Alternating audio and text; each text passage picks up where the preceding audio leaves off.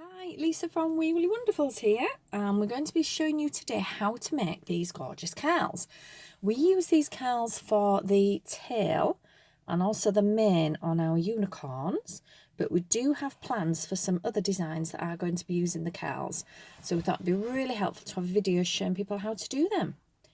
They're even springy, look at those, they look really effective as a mane, and they also look so effective for the tail. They just look absolutely beautiful, and they look really complicated, but once you know how, they're not.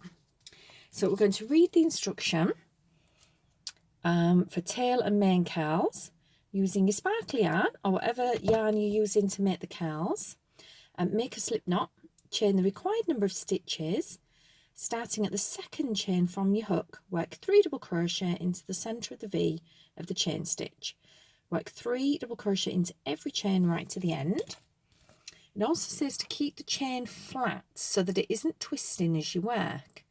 Fasten off at the end, and then we twist the cowl into shape. As we're working, it won't look anything like that lovely cowl. It'll look as if it's bending the wrong way. It won't look like a lovely cowl, but don't worry about it. Just keep on working, and at the end I'll show you how to turn it into that beautiful cowl. So for the mane and tail, we do several different cowls, different lengths. The length's determined by how many chains we start with. So it tells us how many to do on the pattern, but feel free to make yours longer or shorter, make more of them.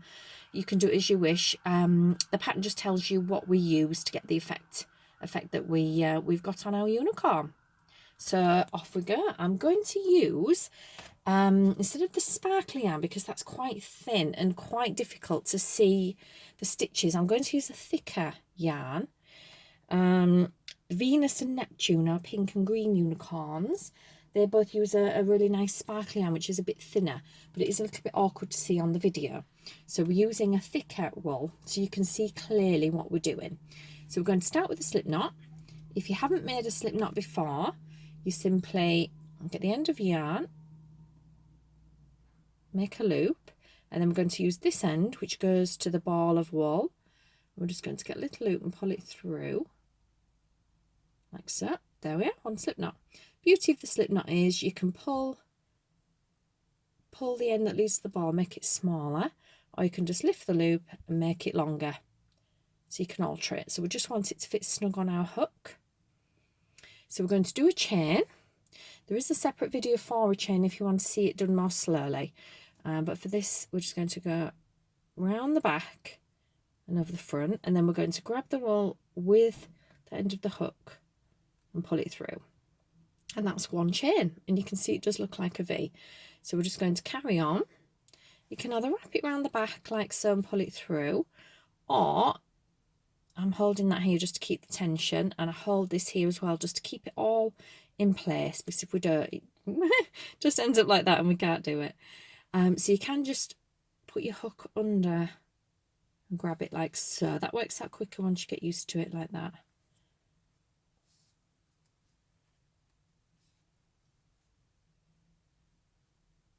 So all we're going to do is chain as many as it says on the pattern. I generally make a little list because otherwise I lose track of what chains I've done and what lengths. Just pull that back because I seem to have caught a thread here. Try to, when you grab the wool, to get the full strand, don't let it split, because otherwise you do end up with little bits that don't look very tidy, and it's always nice to have a neat cowl. It just looks more effective. So we're going to keep doing a chain, but I make a little list. So if I need 2 chains with 2 cowls with 25 chains, 3 with 30 and 4 with 40, let's say, for example, I might have a little post-it note or a bit of paper, and then what I'll do is I'll just write down what I need and then just tick them off when I've done them. Otherwise I lose track and I can't remember how many chains I've done. But you can also do it at random, do as many as you want and as long as you want. So here's our chain. So we're trying to keep all the chains a similar length if possible. If you find that some are big and some are small, it just won't look quite as neat at the end. So we're just keeping them all a similar tension. I'm not going to do a really long one for this because you will probably get bored watching me do double crochets. So what we're going to do, if you remember from the pattern, it said to work into the second chain from the hook. For this purpose, we always ignore the loop that's on our hook because that's just the stitch that we're working with, so that doesn't count. So we're going to count the chains. So that's the first chain, that's the second chain. Each V counts as a chain. So if you wanted, when you got to the end, to double check how many you had, all you do is simply just count down and count those V's. Don't count the little bit at the bottom, this bit here that I've got my thumb over, because that's just the slip knot at the beginning. It doesn't look like a V, it just looks like a little knot, so that one does not count. So we're not going to go into the first one. You'd find that very difficult anyway, because you can't really get your hook into it from there. We're going to work into the second V, and we're going to go into the middle of the chain. Normally you'd work under both sides of the V, but of course with this you can't, because it's just a chain and you just can't do that. So we're going to work into the middle of the V, so not the first one, the second. So we're just going to put our hook through the middle, and we're going to work a double crochet. So we're going to grab our wool, pull it through, and then go over the top. Oops, it's splitting. We're trying not to let it split. And pull it through, and that is one double crochet. So we need to do 3 of those in each chain. So if you want to see where you've gone, lift it up a bit, you can see we've worked into there. So we're going to go back into that same hole and do another double crochet, and then go in again to do another double crochet. So we're doing 3 in each. It will feel a little bit difficult trying to get 3 into every one, and if you pull too tightly you'll end up struggling to see your next stitch. So just try and keep it a little bit loose, don't put work too tight. Now the next one is here, we've worked 3 into there, so our next one is there. So we're going to go through the middle again, and we're going to do 3 double crochets. Now the most important thing when you're doing this is keeping your chain flat, and what I mean by that is always make sure we're keeping it flat. If you end up twisting it like that and then work, your chain will look a little bit lopsided and it won't curl correctly. So we just need to make sure that as we're working, keep it flat like that and keep working under each bit here. Don't let it twist and then go in to the back of it, or have it twisted around, because you will not get the same effect. So keep it flat. Then we're going to go into the next one, into the middle, and then work our 3 again. So 1, 2, 3. Sometimes you struggle to get back in that hole, so when you're doing your initial chain, we won't keep it really, don't do it tight. So that's 3 again. So we'll go that a little bit slowly. So we're keeping our chain flat, don't forget, and that's our next stitch. So we're going to go in there. Oops, do the middle, sometimes a little bit fiddly there. Do our double crochets, 1, and you can see there, look, that's where our stitch is, that's the bit that's lifting up, that's our hole. So that's the chain we're working in. So we'll do 2, and then we're going to go in again with 3. When you're working with the sparkly yarn, it will be a little bit more awkward because it's a thinner yarn, so it's a little bit more difficult to work with. If you're really struggling, instead of using the 4mm that comes with the kit, because most of the unicorn is in chunky, you could go down a hook size and use a 3.5. But all the unicorns I've made, I've always just used the 4 for the whole unicorn. But just if you're struggling to get into that gap, that's a solution. So don't forget, we're keeping that flat all the way, don't let it twist. So we'll go in there again and do our 3. 1, 2, 3. I'm just going to keep that all the way along right to the end of our chain. We don't work into the knot at the end, just into the last one. Now look at that, you're looking at that thinking, my goodness, that looks nothing like that beautiful curl. Don't worry, just keep going, just keeping it flat. Just be careful, it's easy to miss a stitch. Wouldn't matter if you missed an odd one, but if you miss quite a few, you might find that the curl looks like it's got a few flat sections. So I'm just going to keep going and doing the 3 in each chain.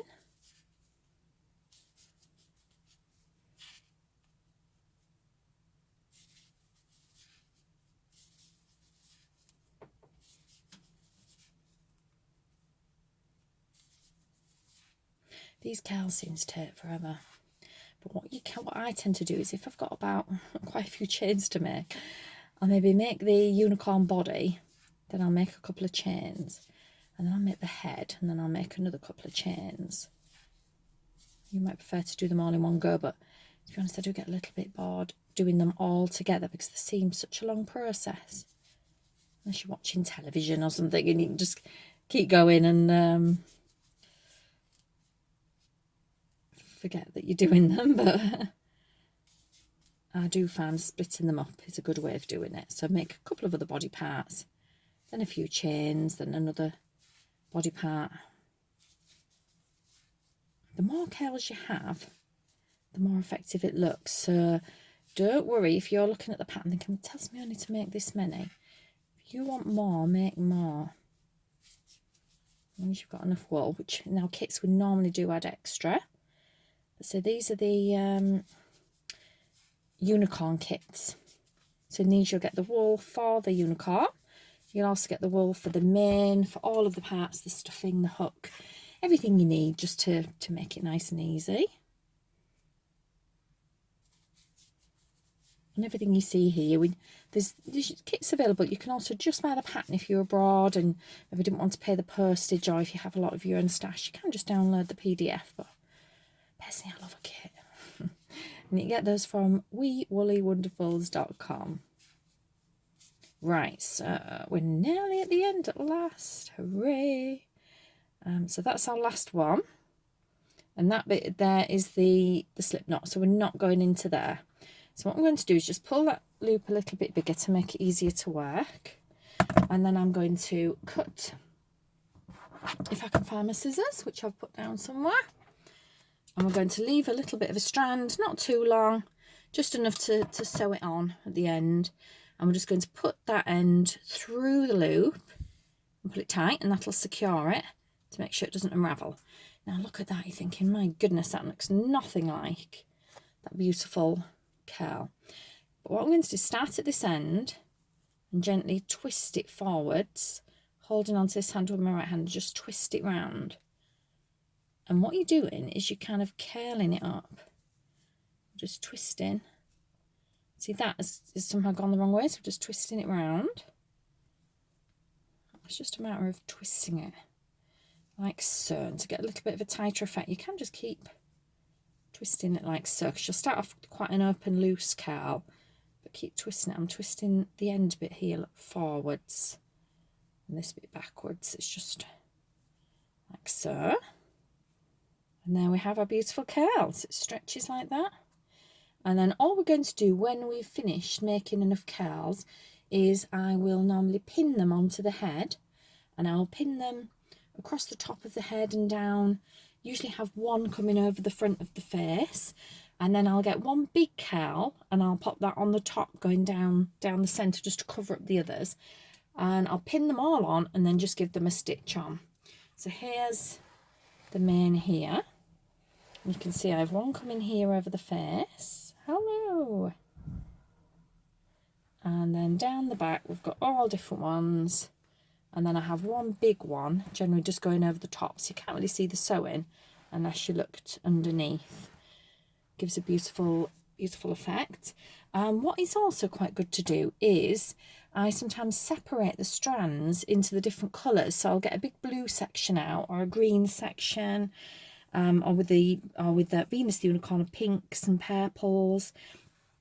And I'll start at the beginning of that colour, so I'll try and do a full cowl in a set colour. So I'll have so many pink ones, so many purple ones, mix them up. And for the tail as well, you can see, for example, with this one, there's different shades in the beautiful sparkly yarn. So I've gone for turquoisey colour, and then a blue, paler blue, and then darker blue, and then the more mid-green. And I've just used a section of wool and done one in each colour. It looks quite effective. It does also look very nice if it changes colour, but I quite like the effect that has. And then on the mane as well, as you can see, I've got some are blue, pale blue, some are dark blue. I just think it looks quite effective. And then I'll pick one of my favourites to go over the front. So that's the way I get that effect on there, is just starting a section of wool where it starts at one particular colour, and then using my chain for that, and then I might cut a little section out if there's a little bit of blue but I want to get to the green, and start with the beginning of the green, so I'll get a full chain in one colour. But you can feel free to make them however you wish. This one's quite a nice got a green centre and the blue around the edge. I quite like that effect. So I hope that helps. If you do get stuck with anything, do feel free to email us. The address is weewoolywonderfuls, @outlook.com. We do also have a Facebook page, so you can pop us a message on there. Hopefully that'll help you make these beautiful cowls.